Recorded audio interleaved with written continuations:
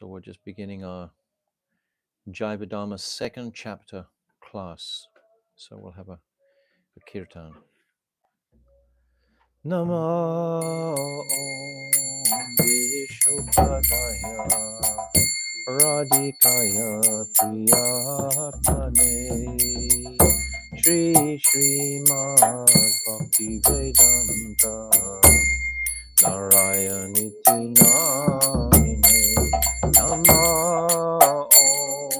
Vishnupadaya Krishna Prasthaya Bhutale Srimate Bhakti Vedanta Swami Iti Namine Namaste Saraswati Deve Gauravani Pracharine Nirvisesha Shunyavadi Pasyatya Deshatarine Nama Om Vishnupadaya Gaura Prasthaya Bhutale Shri Srimad Bhakti Pradyana Keshaviti Namine Nama Om Vishnupadaya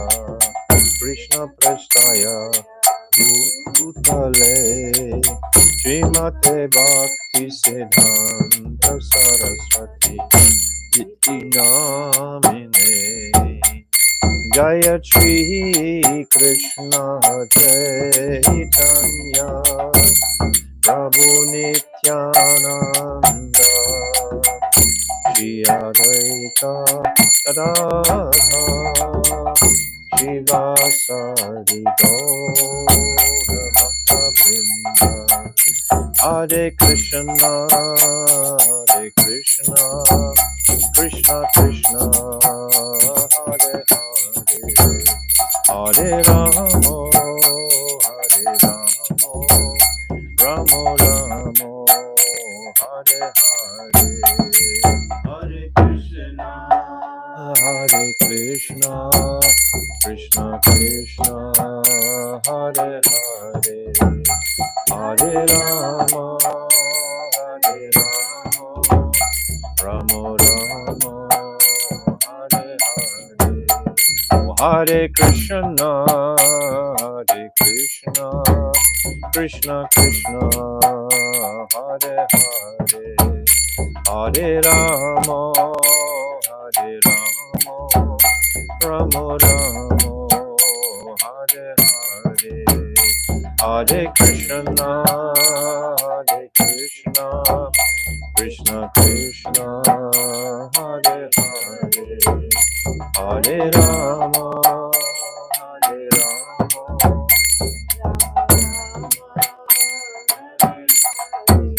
Oh Hare Krishna Krishna Hare Hare Hare Ramo Ramo Ramo Hare Hare Krishna Krishna Krishna Hare Hare Hare Ramo Ramo Ramo Hare Hare Hari Bol Hari Bol Gaura Hari Bol Nitai Gaura Hari Bol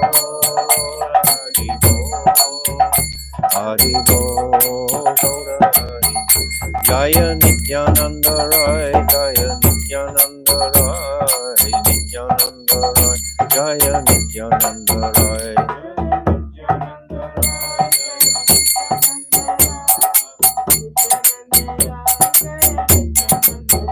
Jaya Sachi Nandan Jaya Gaura Hari Sachi Nandan Jaya Gaura Hari Sachi Nandan Jaya Gaura Hari Sachi Nandan Jaya Gaura Oh Jaya Radha Madana Mohan Radha Madana Mohan Radhe Radhe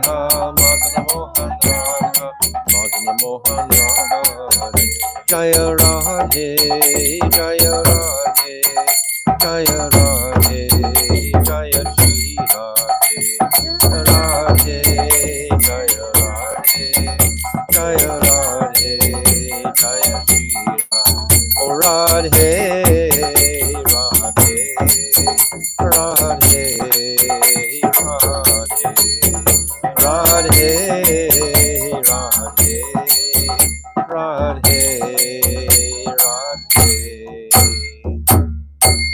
Jai Shri Shri Guru Garanga Gan Havika Giridhari Radha Madan Mohan Ju Ki Jai. Jai Nityananda Rai Ki Jai. Sachinandana Gaura Hari Ki Jai. Jai Nitya Lila Pravishta Om Astotar Shishimad Srila Bhaktivedanta Narayan Goswami Maharaj Ki Jai.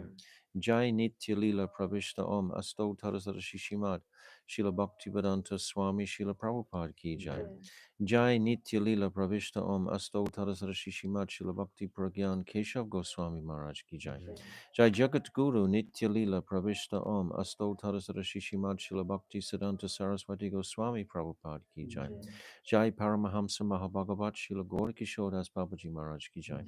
Jai Saptam Goswami Srila Satchidananda Bhakti Vinod Thakur Ki Jai. Jai Vaishnav Sarvabhauma Jagannath Das Babaji Maharaj Ki Jai. Jai Srila Baladevi Dibhushan Gaudi Vedantaracharya Ki Jai. Jai Srila Vishwanath Chakravarti Thakur Ki Jai. Jai Narottam Srinivas Shyamananda Prabhu Traya Ki Jai. Jai Srila Krishnadas Kaviraj Goswami Ki Jai. Jai Shri Rup Sanatan Shibata Raghunath Shri Jiva Gopal Bhattadasa Raghunath Sat Goswami Prabhu's Ki Jai. Jai Swarup Damodar Rai Ramananda Gauda Parsada Ki Jai. Namacharya Srila Haridas Thakur Ki Jai. Prem Siga Hosi Krishna Chaitanya Prabhu Nityananda Shri Advaita Gadadhar Shivasari Shri Gauda Bhakta Vrinda Ki Jai. Shri Advan Antadweep, Mayapur, Simantadweep, Goldundeep, Madhyadeep, Koladeep, Richardjeep, Janadeep, Modundeep, Rudradeep, Apmakanavadeep, Dham Ki Jai. Shishi Radha Krishna Gopa Gopi Go Govardhan Dwadasavartmaka Sri Brajamandal Ki Jai. Shri Radha Kun Shama Kun Ganga Jamuna Tulsi Ki Jai. Bhakti Devi Ki Jai. Srimati Brinda Devi Maharani Ki Jai. Shri Punamasi Devi Yogamaya Ki Jai. Shri Gopeshwar Mahadev Ki Jai. Shri Jagannath Baladev Subhadra Sudarshan Chakra Ki Jai. Shri Ketra Mandal Ki Jai. Sarva Vigna Vinashakari Shri Nishingadev Bhagavan Ki Jai. Bhakta Prabha Shri Prahlad Maharaj Ki Jai. Charidam Ki Jai. Chari Sampradaya Ki Jai. Chari Acharya Ki Jai. Akara Mataraj Shri Chaitanya Mat Ki Jai. Shri Keshav Ji Gaudiya Mat Ki Jai. Grantaraj Shrimad Bhagavatam Ki Jai. Harinam Sankirtan Ki Jai. Anantakoda Vaishnava Vrinda Ki Jai. Samagata Bhakta Vrinda Ki Jai. Gauda Premanandi Hari Hari Bol. Om Aginati Mirandasya Gyananjala Shalakaya Chakshu Unmilitam Hari Purata Sundaratu Tikatam Basadipita Sadahridare Kandare Spuratu Vasachinandanaha Yam Prabhajantam Anapetyam Apeti Krityam Dvaipaino Viraha Katara Ajuhava Putreti Tam Mayatayo Taravo Binidustam Sarvabhutam Ridim Munimanatoshmi Bhaktiya Vihina Aparara Lakshay Shiptascha Karmadita Rangamadye Kripa Maitvam Sharanam Prapana Brinde Namaste Charanada Vindam Bhajami Radham Aravinda Netram Smarami Radham Madhurashmitasyam Vadami Radham Karuna Varadram Tato Mamalastikatena Kapi Tavaivasmi Najivami Choivira Iti Vignaya Radhe Tvam Nayamam Charanantikam.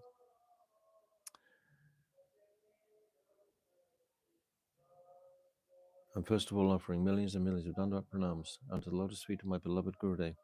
Nitya Lila Pravishta Om Asto Tarasara Shishimad Shila Bhakti Vedanta Narayan Goswami Maharaj. And the same again, millions and millions of times, unto the lotus feet of our beloved Nitya Lila Pravishta Om Asto Tarasara Shishimad Shila Bhakti Vedanta Swami Prabhupada. And unto our beloved Namo Bhakti Vinodaya Satchidananda Namane Gauda Shakti Swarupaya Rupa Nuga Varayate. And all our esteemed noble Rupanuga Guru Vargya and all the Vaishnavas and Vaishnav devotees, Lord, my Dandavat pranams to all of you. Vanchakalpatarubhyascha kripa sindhuvevacha patitanam pavanebhyo vaishnave namaha. Can you turn that off? Yes. No, next one. Now turn the other one back. That's it. So, welcome to our second chapter, and we'll have our Mangalacharyan, which is embodied within this divine Falshruti. So we're into the second set. Gokul, correct? Jaiva Dhamma. Jade Dvaita Jnana Haya Chita Upadaya Krishna Bhakti Chiratina Upaya Upaye. Such knowledge, which is solely related to the duality of this dull material world, is fit to be rejected, whereas transcendental knowledge of the divine duality within the spiritual world, Chit Jagat, should be accepted forever within one's heart, both as the Upai, means of attainment, and the Upai, goal worthy of attainment. If we're able to do that to a greater degree daily, leave the material encumbrances behind and try to focus more on the spiritual reality, even within the material world. We have to do various material activities, but try to see a spiritual purpose in those activities. Try to be aware, in other words, of my spiritual identity in whatever type of activity I'm performing, and not just become engrossed in it. We become engrossed when we become attached to the results of it. As soon as we want something from it, as soon as we're working to get something, then we're going to be ensnared by it. But if we can remain detached, whatever Krishna wants to arrange for us in this life, we are ready to accept that. And I have to do my various duties, like in the family, etc., etc., but trying to always maintain the higher level of consciousness in whatever activity we're doing. It's possible. If we're regularly chanting nicely, we can have that sound vibration practically reverberating in the consciousness, just on the back burner, so to speak, all the time. We have to try and cultivate this. This is our life-saving line, this Mahamantra. Jiva kabu jadanai, Hari kabunai, Hari saha jiva chintya beda beda mai. The Jiva is not a product of dull matter, nor is he Keval Advaita, absolutely one in all ways with Sri Hari. The Jiva is inconceivably different and non different from Hari. Bhaktivinoda Thakur is saying it. Why is he saying it repeatedly? All the way through the first chapter, it was the same essence. The second chapter is the same essence. All the way through the whole Sambandha Tattva up to the 13th chapter.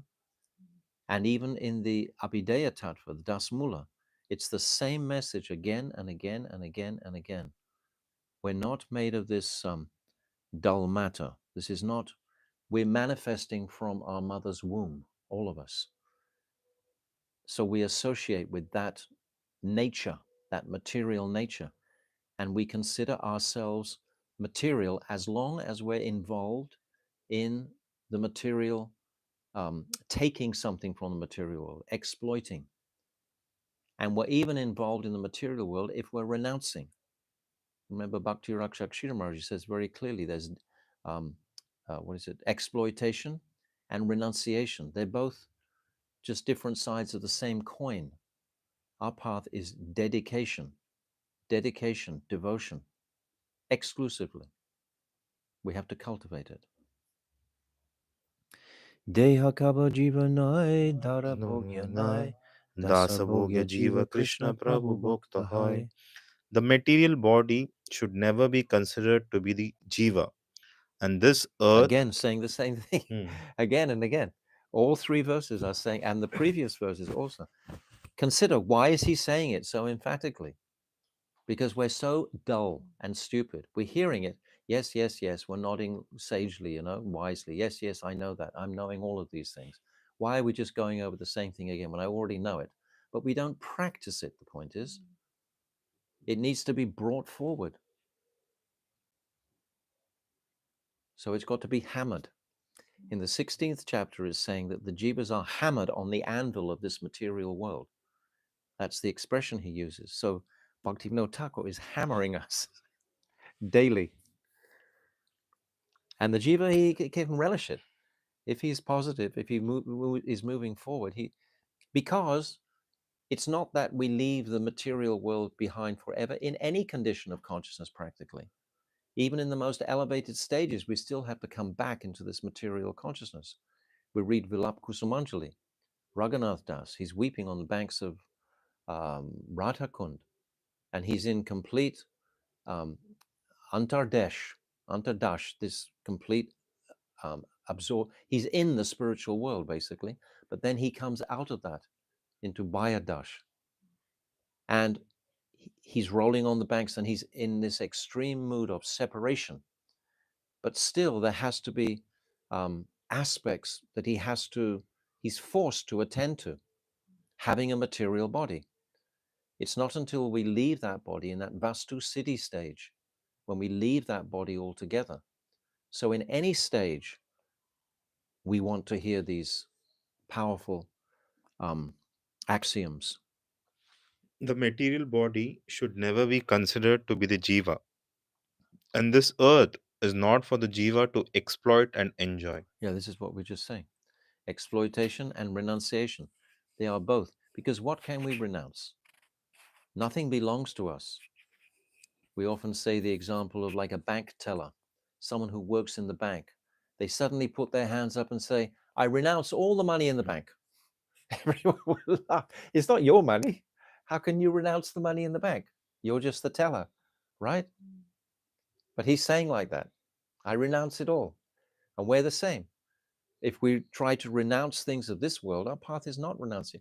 Our path is yukta vairagya, utilizing everything that by our karmic reactions comes to us in the service of Krishna. A lot may come and nothing may come. Whatever is our due, we utilize that in the service of Krishna with no stress, no anxiety, just utilizing that simply. I think it's today, which is the Jagat Bandhu disappearance day. Remarkable pastime. Bhakti Vigyan Bharati Maharaj relates this personality, Jagat Bandhu, who donated the whole of the Calcutta Bag Bazaar Mandir while Bhakti Siddhanta Saraswati was on the planet. He not only built the whole temple, he bought the whole property, first of all. Then he, with all his own investment, built the temple completely. And then at the end, when it was when it was a festival to open it, then he paid for all of the festival also, every paisa. And he was being glorified by one judge, a sober man was in the assembly and he was requested to speak something.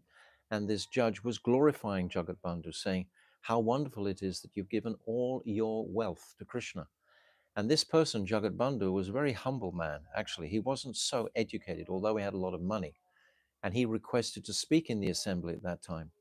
And then he was given to permission to stand up and speak. So then he said, actually, what this judge is saying is not true. It's not me who is doing any of this.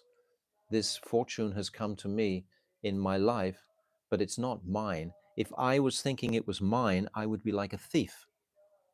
I would be taking what actually is Krishna's energy. I'm simply returning to Krishna what he's bestowed upon me in his service. And a remarkable thing happens at the very end of this festival. This festival went on for a whole month. And apparently this Jagat Bandhu was very sick during this time, but no one really knew. He hadn't, revealed it to many people. And at the very end of the festival, there was a terrific storm. And on the top of the temple, there was a lantern with a lamp, a light in oil burning. And after this storm, this flame went out. Somehow or other, the casing of the lantern was broken during the storm and the flame went out. And immediately, Srila Bhaktisiddhanta Saraswati, he told his sevaks to go to the house of Jagat Bandhu and see if he was okay. And he'd left his body. He'd left his body that day. So all the devotees were completely amazed at the um, uh, sign, the signal, in a sense, this divine sign that Krishna was sending. You know, the lamp had gone out, just to show how much in touch Jagat Bandhu was in with the divine workings of the energy of this world. Anyway, very, very great soul that's glorified. But just to share with you also today here, in our Surabhi Kunj, our single pujari, our one pujari, left his body last night at about 11:45. He was about 64 years old, and he had given his entire life to performing puja, basically. He was a very small man, very mild person, you would describe him, very extremely gentle, totally submissive to everything. And he worked here in Surabhi Kunj for about 25, almost 30 years, constantly just attending to the puja of Madan Mohan and Mahaprabhu and Nityananda on the altar. And he gave his whole life for that, 5 times a day, offerings and artis, etc. And he didn't stop, but he had diabetes very badly, and he would sometimes eat the wrong things, so he would get sick. But so anyway, last night he left his body, and today we spent the whole day taking him to the crematorium, down the Ganga, many miles to a crematorium place, and we were just immersed in kirtan the whole way from the beginning to the very end for what, 4 hours practically, 5 hours practically. We didn't stop having kirtan the whole way. We were with 3 sannyasis and many other people, and the kirtan was going the whole way. And then we cremated and put the ashes, etc., into the Ganga. But it was a very, very sweet experience. It always is sweet when the devotees are celebrating the departure of a great soul. It's a special occasion, actually. There's something magical and mystical about putting the ashes, the remnants, into Mother Ganga at the very and realizing for that whole period of time just how temporary this world is. We're talking here about the temporary nature of the jivas. That's the next chapter, is actually about the temporary natures of the jivas. But when we have these opportunities to really celebrate the passing of one Vaishnava, one great Vaishnava, then it really it brings it home. So it's always a good experience for the devotees when a devotee leaves this world. The devotee never has to be unhappy. We're unhappy that we're missing his company, of course. For ourselves, we're unhappy. For him, he's already situated in his forward moving place, wherever that is to be. So, Anart Krishna was his name. So, we're celebrating Anart Krishna Prabhu's Tirabhav today, and also Jagat Bandhu that I've just spoken about. Okay. The Jiva Swarup is Krishna Das and thus is meant for Krishna's enjoyment, whereas Sri Krishna's Swarup is Prabhu, Master and Bhokta, Enjoyer. Hmm. This is all we have to remember, that Krishna is the boss, not us. Simply cultivate submissiveness to the Lord's energy. And the Lord's energy comes in all kinds of ways to help us, particularly through the mercy of the Vaishnavas and Guru, of course.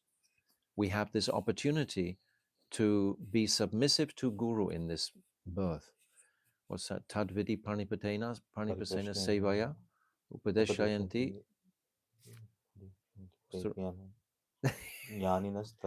Jnanina Jatvadasanaha. Yes.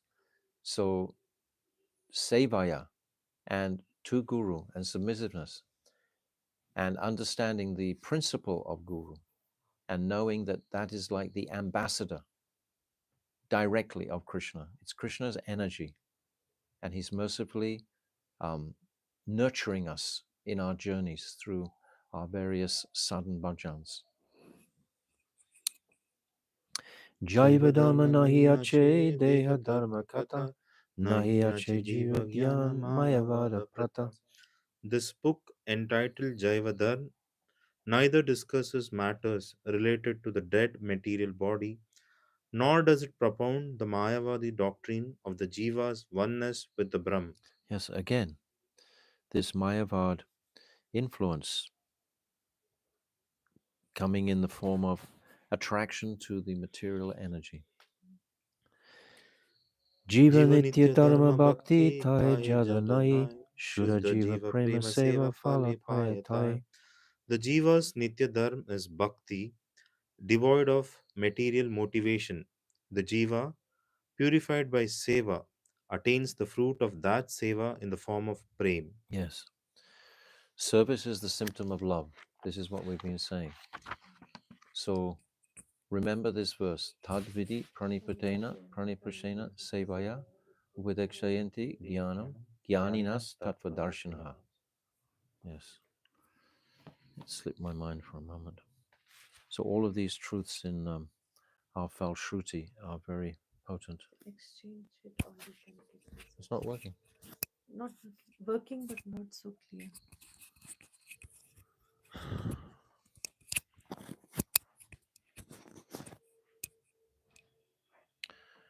That's better.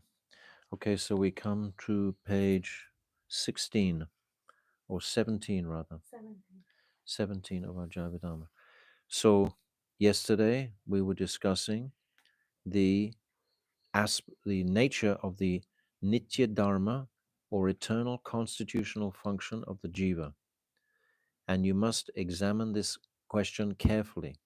Transcendental love for Krishna Prem is the jiva's Nitya Dharma. So we're discussing something very wonderful, very profound. The jiva's Nitya Dharma. So all we have to do is unveil the nature, the true nature within ourselves. What's that? Um, uh, Tired today. Prakritam Hriti Satyate. This is the last line. Remember this verse? Um, uh, um, Bhagavad no. Rupa Goswami is saying the method. Bhavet Satya. Huh? Bhavet Bhavet Sadhya. Yes. How's it start? Bhavet Sadhya. Bhavet Sadhya Sadhya Bhav Bhava Siddhasya. Siddhite. Nitya Siddhyasya Bhavasya Prakritam Hiti Sadyate. Said this verse a million times, but sometimes it just doesn't come. Okay.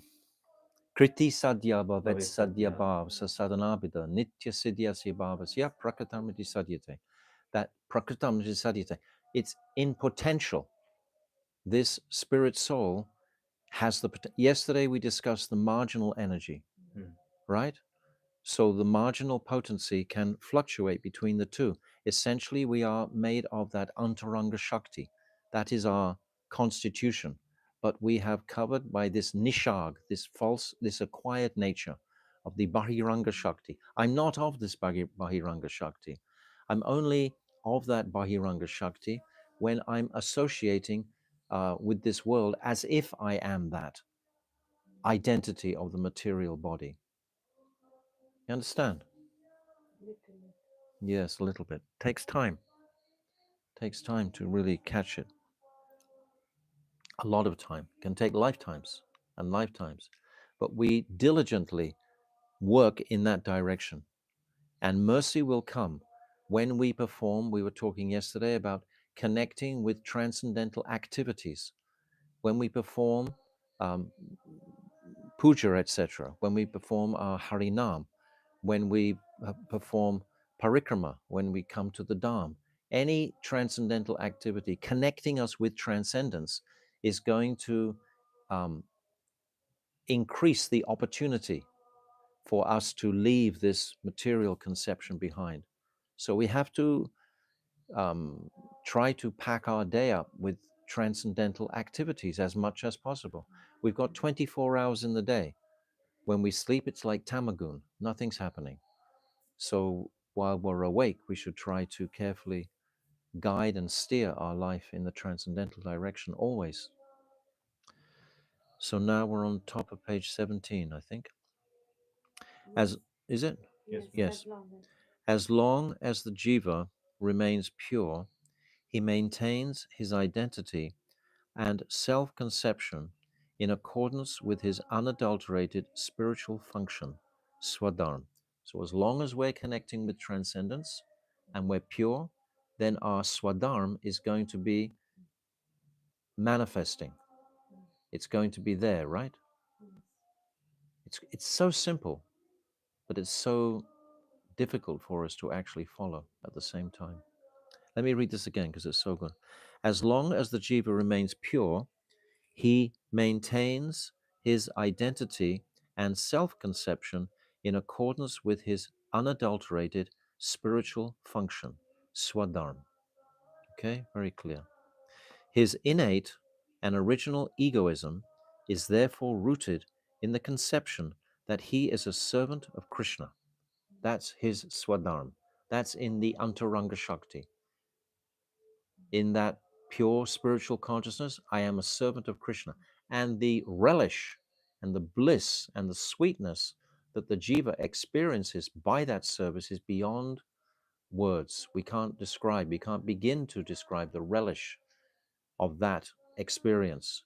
Rupa Goswami, he's described that the bliss of pure seva is so many trillions and trillions of times more blissful than that Brahman realization, that impersonal Brahman realization. It's going to come to this because Sannyasi Thakur will ask a question about Advaita Siddhi, and it's going to be comparing the two between pure Prem, Mahabhav, and Advaita Siddhi. We'll come to that though. His innate and original egoism is therefore rooted in the conception that he is a servant of Krishna. However, that pure egoism recedes and assumes many different forms as soon as he is contaminated by association with Maya. Again, it's like the answer we just heard in the previous chapter when Sannyasi Thakur is asking, why are there so many dharmas? He gets confused. People who talk about dharma and there's so many different types of dharma, surely there's one dharma. So Premdas Babaji, he's explained the understanding of what is a vastu, what is pure dharma. And now this is the same message again, contaminated by Maya. The gross and subtle bodies then cover his pure constitutional identity. And as a result, a different egoism emerges in the subtle body, lingasarya. Understand the subtle body, the mind, intelligence, and false ego. This is the subtle body. And we cannot attain pure prem while the subtle body is still functioning, so to speak. The subtle body has to be completely purified, completely pure, given up. We read in the example of Prithu Maharaj when he's leaving this world.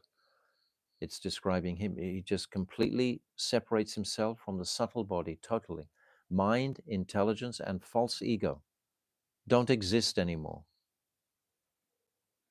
because they become completely purified by the higher conception of the soul simply serving the Lord. He comes into his swadharma. When he's in his swadharma consciousness fully, the subtle body has no function, just like the gross body is not there. So subtle and gross both have to be completely purified. The gross and subtle bodies then cover his pure constitutional identity. Yes, so the subtle and the gross have to be purified completely. And as a result, a different egoism emerges in the subtle body, lingasarya. When this combines with the soul's identification with the gross body, sthulasarya, a third form of egoism is assumed. So we have these three essential states of consciousness. We have pure spiritual consciousness, then we have the subtle, and then gross. Three distinct stages or states of consciousness, states of consciousness. When the jiva identifies with the subtle body, his original pure egoism of being a servant of Krishna is covered, and he thinks that he can enjoy the fruits of his actions. He then obtains a gross body and thinks, I am a brahmana, I am a king, I am poor, I am miserable, I am overwhelmed by disease and lamentation, I am a woman, I am a master of this person and that person. Thus, he identifies himself with many different types of gross bodily conceptions. Bhaktivinoda Thakur describes this again in the 7th chapter. In the 7th chapter, there's a long description of different types of identity that are that he references. We can just look at it for a second. In the 7th chapter, it's very powerful, so it's good to 131 131. Okay. and 132. Bottom 131. Yes. He says it's the same message, the same principle, but let me read it. It's a little more lengthy, but it's making the point very, very clear. He says, but in the conditioned state, many different types of egoism arise, making the living entity think, I am a human being, I am a devata, I am an animal, I am a king, I am a brahmana, I am an outcast, I am diseased, I am hungry, I am dishonored, I am charitable, I am a husband, I am a wife, I am a father. All of these are huge points of egoism. Father, huge. Wife, huge. All of it. I am a son. I am an enemy. I am a friend. I am a scholar. I am handsome. I am wealthy. I am poor. I am happy. I am sad. I am strong. And I am weak. These attitudes are known as ahamta and literally means the sense of I-ness or false egoism. And let me read the next paragraph too, because it just concludes it. It makes it more clear completely. Besides this ahamta, another function known as mamata, possessiveness, or the sense of minus. Bhaktivinoda Thakur is so generous-hearted and compassionate. He's just putting it on a plate for us. He makes it so simple when he describes it like this. If we can meditate on this and see it. Possessiveness or a sense of minus enters the nature of the jiva. This is exemplified in attitudes such as, this is my house, these are my possessions, this is my wealth, this is my body. We talked today about the bank teller being in the bank, pretending to renounce all the money in the bank when it's not his anyway. There's nothing that belongs to us in this world. So all of these are identifications with the belief that something does belong to. This is my wife. This is my husband. This is my father. This is my mother. This is my caste. This is my race. This is my strength. This is my beauty. This is my quality. This is my learning. This is my renunciation. This is my knowledge. This is my wisdom. This is my work. This is my property. And these are my servants and dependents.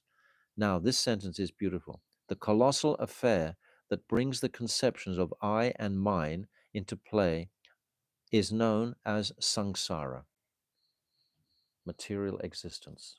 All of this is material existence. Put it in a package together and see what a gift Bhaktivinoda Thakur is revealing very simply. This possessiveness and identification with the body as I. Both of these constitute the colossal affair of samsara, which is the whirlpool that we've been caught up in.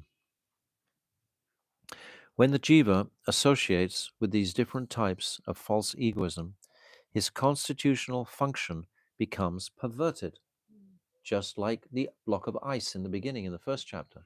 It's become perverted. This whole material world is the perverted reflection of the spiritual world. In the spiritual world, everyone's focus is on service to the Supreme, in either Vaikuntha, in Dwarka, in Mathura, in Vrindavan. It's all focused on Krishna. In whichever realm the jiva finds himself. But in this world, everything is focused on the jiva himself, this perverted, this self looking all the time, self, self, self, self, self. This is the perversion. It's not looking out to serve Krishna, it's looking in to serve me and my senses. Day after day, month after month, year after year, how can I take advantage of this material energy for my pleasure? Not how can I take something from this material world and offer it to Krishna? These are all basic tenets and precepts, but we have to hear them to understand the supreme reality. The intrinsic constitutional function, swadharma, of the jiva is unalloyed prem. This prem manifests in a perverted way in the subtle body in the form of happiness and distress, attachment and aversion, and so on. This perversion is observed in a more concentrated form in the gross body as the pleasures of eating, drinking, and contact with sense objects. Okay? We can't read this quickly. You know, if you gloss it and just read it quickly, thinking, yes, I know that, I know that, I know that. Yes, of course we know that. But when we ponder on it, when we meditate on it, then perhaps we may have a glimmer of realization of it. We are seeking vigyan, not gyan. We're seeking realization of these truths. And that realization will only come by mercy. If our practices are sincere and regular, then some result is definitely going to ensue. You should understand clearly that the eternal function of the jiva, known as Nitya Dharma, is manifest only in his pure state. Very clear. Only in his pure state. The Dharma that arises in the conditioned state is known as Naimitika or Naimitic, circumstantial. Nitya Dharma is by nature complete, pure, and eternal. I will explain Naimitic Dharma at length another day. That's actually in the next chapter. The unalloyed Vaishnava Dharma that has been depicted in Srimad Bhagavatam is eternal religion, Nitya Dharma. The various types of Dharma that are propagated in the world may be divided into three categories: Nitya Dharma, Naimitic Dharma, circumstantial Dharma, and Anitya Dharma, impermanent religion. And Nitya Dharma is religion that does not speak about the existence of Ishvara and does not accept the eternality of the soul. Naimitic Dharma acknowledges the existence of Ishvara and the eternality of the soul, but only endeavors to obtain the mercy of Ishvara through provisional methods. That means that they're still attached to the naimitic aspect of this world. Like many religions, they're asking all the time, give me my daily bread, etc.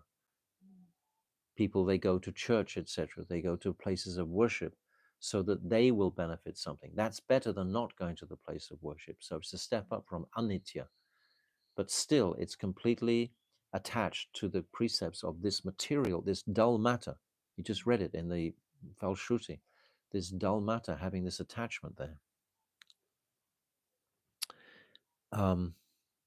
Naimitic Dharma acknowledges the existence of Ishvara and the eternality of the soul, but only endeavors to obtain the mercy of Ishvara through provisional methods.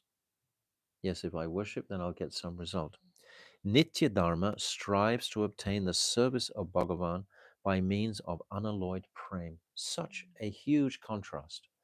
The devotee has really swung his whole ambition, his whole consciousness away from what he was programmed initially from the birth, where we're looking for our pleasure. Now, all of a sudden, we're looking for Krishna's pleasure.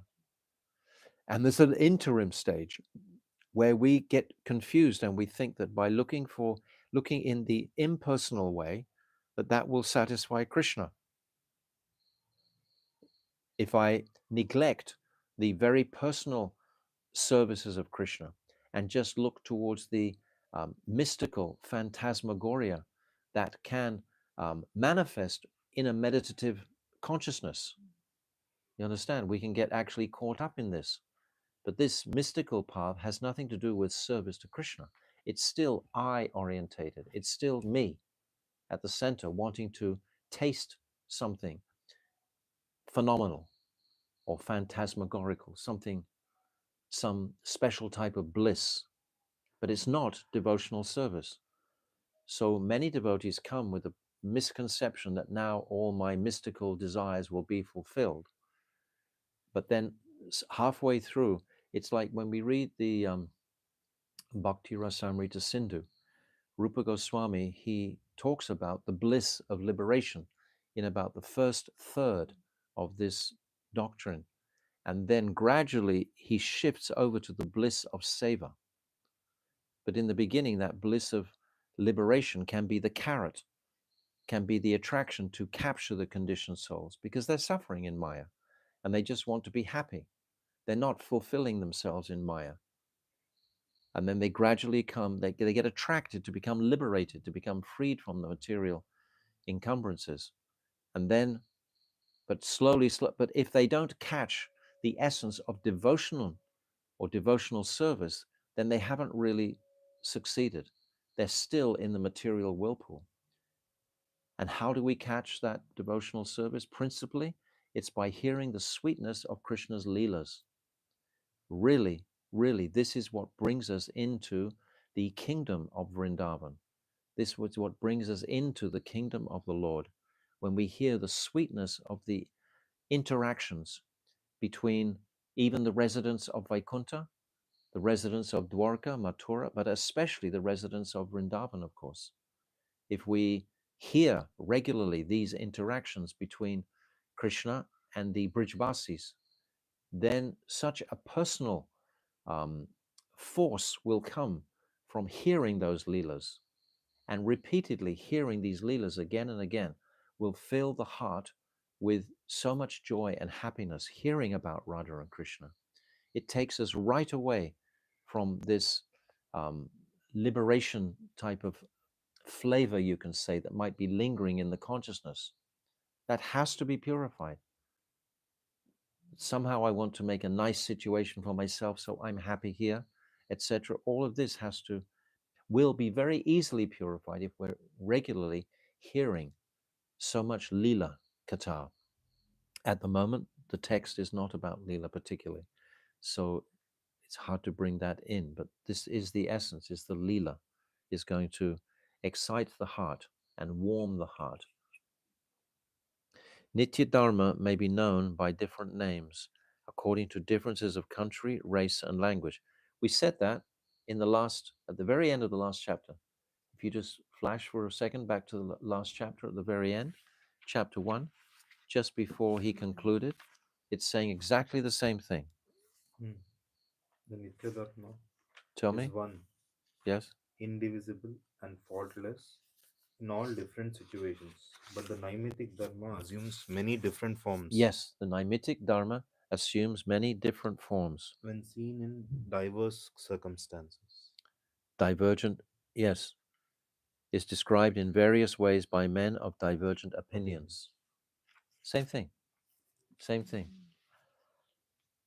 Try to connect with the very essence of this Jaiva Dharma and hear the way that Bhaktivinoda Thakur is crafting it for us and how he's bringing us along a tangible path here. Nitya Dharma may be known by different names according to differences of country, race, and language. However, it is one and supremely beneficial. This is basically, again, what we had in the first chapter. This is why my Gurudeva said that the first chapter is the most important chapter, because this is bouncing back to the first and taking the truths again. If you miss them on the first one, you get a chance for the second. If you miss them in the second, you get a chance for the third, etc. Because they have these, it's like drops of essence. And if you're not focusing sufficiently, you're going to miss them. That's why we go over them again. Manoj, if the Nitya Dharma is the same, then why do we have this different Different what? ras, ras? It's still worshipping the same. It's Nitya Dharma is worship. You can worship in servitude, you can serve it in Dasya Ras, you can serve in Sakya Ras, you can serve in Vatsalya Ras, you can serve in Madhurya Ras. They're all symptoms of service. They're all categories of service. Krishna likes all these types of service because they're all very um, personal. They're all very potent. All of these different rasas. So the jiva has a nature to serve in one of those 5 or 4 principal rasas. If it's 5, then it's in Vaikuntha basically. But that's why there's many different there's 5 principal rasas, but there's different nuances or aspects in each rasa. So that's what we have so much articulation. Let's say even in Madhurya Ras, there are so many Yes, there's agreed. manjaris and Variegatedness makes up the flavor of the spiritual reality. It's so diverse, it's so variegated. Krishna himself, it's all about Krishna. It's not about us. What does Krishna like? Krishna likes variety. So he's manifested all these jivas, and every single jiva has a different rasa. No 2 jivas have exactly the same rasa. And there are trillions and zillions of jivas. And they all have slight different, like we're sitting in this room now, 4 or 5 people. We're all completely different to each other. Totally different. Each of us, right? Just look at each other. Completely different. Complete. I mean, look at Bihari.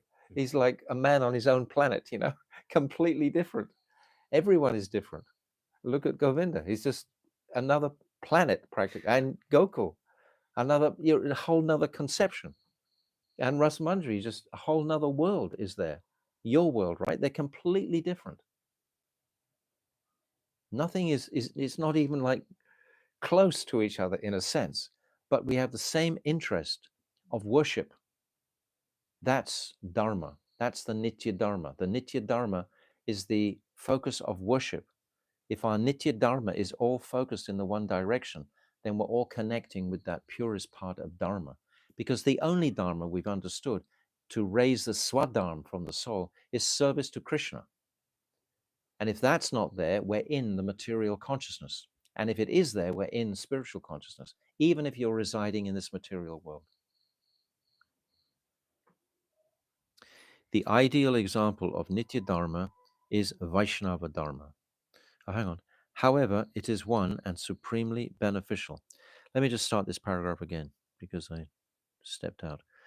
Nitya Dharma may be known by different names according to differences of country, race, and language. However, it is one and supremely beneficial. The ideal example of Nitya Dharma is Vaishnava Dharma, which is prevalent in India. The pristine state of Vaishnava Dharma is that Dharma which Bhagavan Sachinandan, the Lord of our heart, has taught to the world.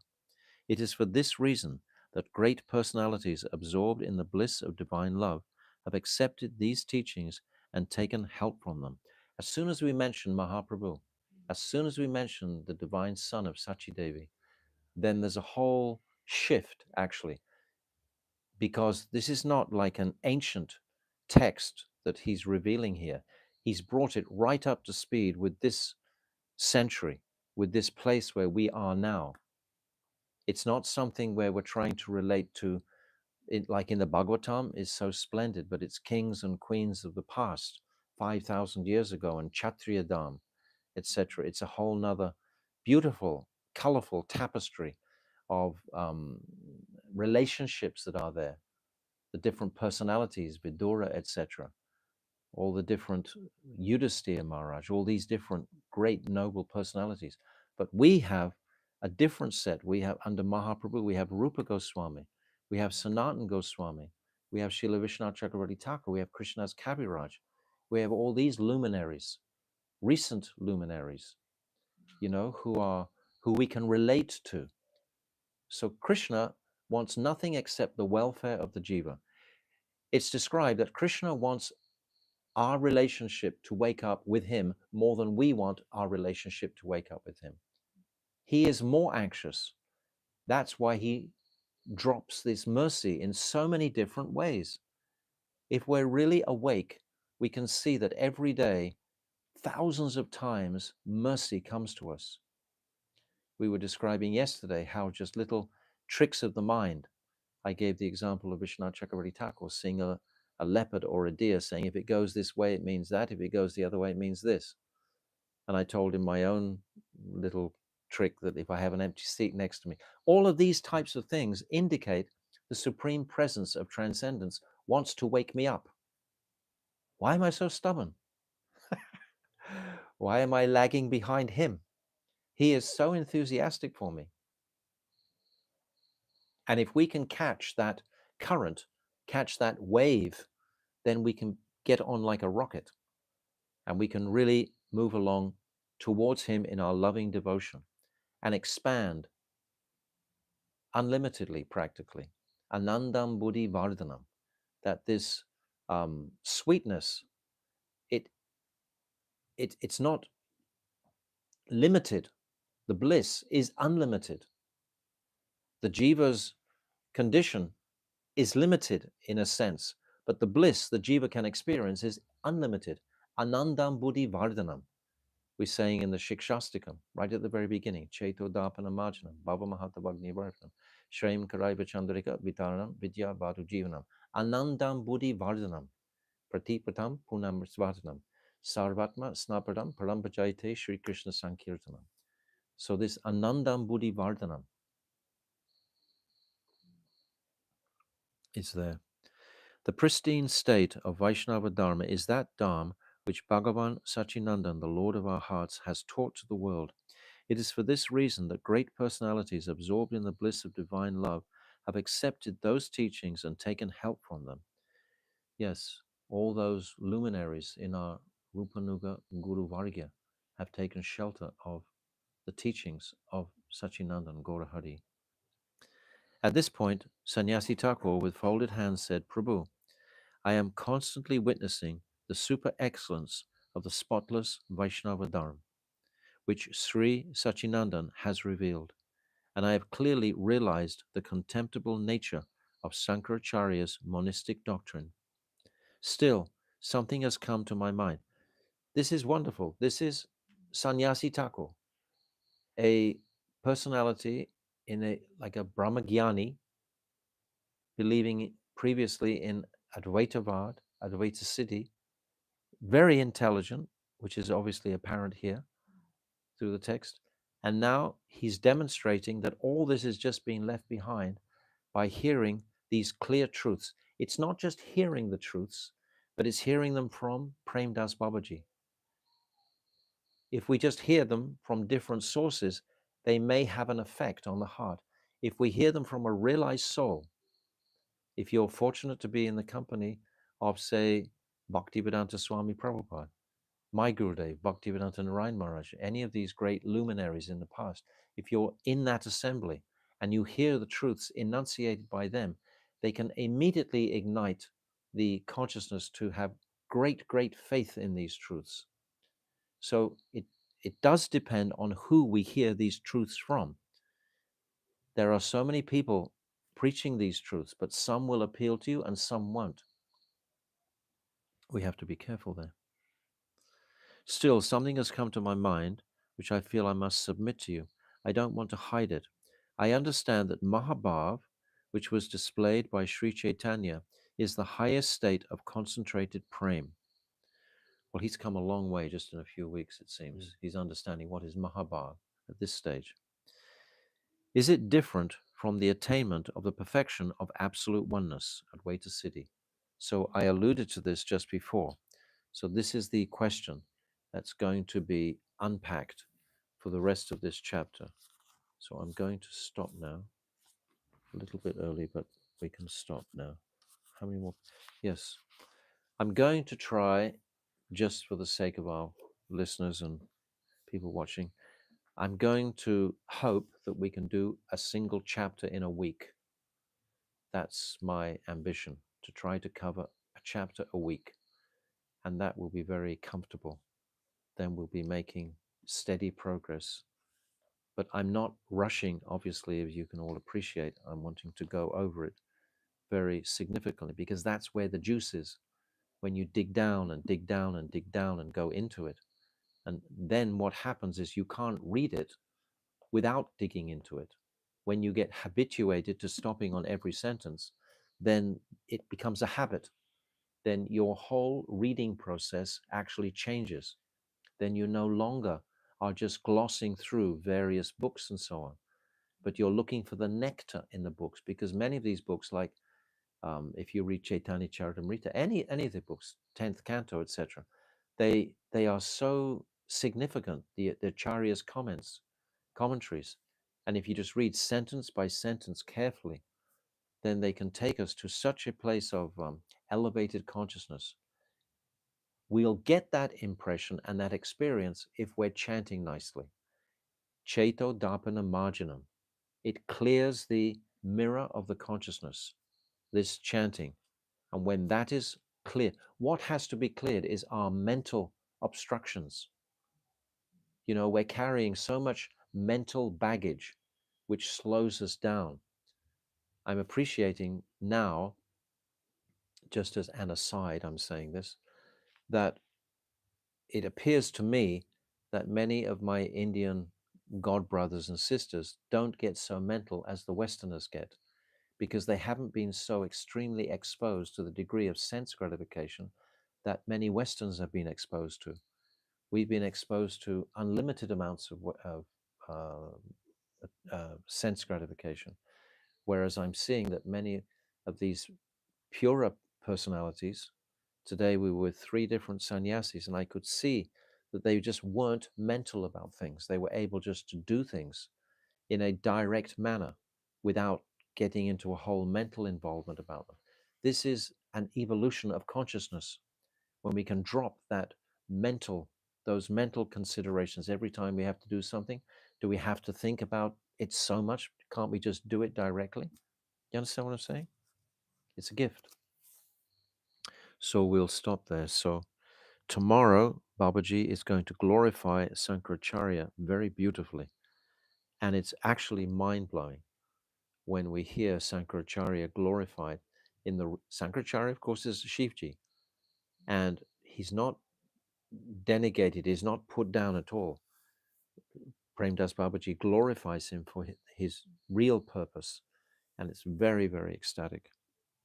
Okay, Jaiva Dharma ki jai, Vaishnavas ki jai, Anantakota Vaishnava Vrinda ki jai, Gold Premanandi. Hare Krishna, Hare Krishna, Krishna Krishna, Hare Hare, Hare Rama, Hare Rama, Rama Rama, Hare Hare, Hare Krishna, Hare Krishna, Krishna Krishna, Hare Hare, Hare Rama, Hare Rama, Rama Rama, Hare Hare, Hare Krishna, Hare Krishna, Krishna Krishna, Hare Hare, Hare Rama, Hare Rama, Rama Rama, Hare Nitai Gaura Hari Bol, Hari Bol, Hari Bol, Hari Bol, Nitai Gaura Hari Bol, Hari Bol, Hari Bol, Hari Bol. Srila Gurudev ki jai, Rupanuga Guru Varga ki jai, Srila Bhakti Vinod Thakur ki jai, Ananta Kota Vaishnava Rinda ki jai, Gauda Premanandi, Hari Hari Bol. Vanchakalpatarubhyascha, Kripa Sindhaveva cha, Patitanam Pavanebhyo Vaishnavebhyo Namaha.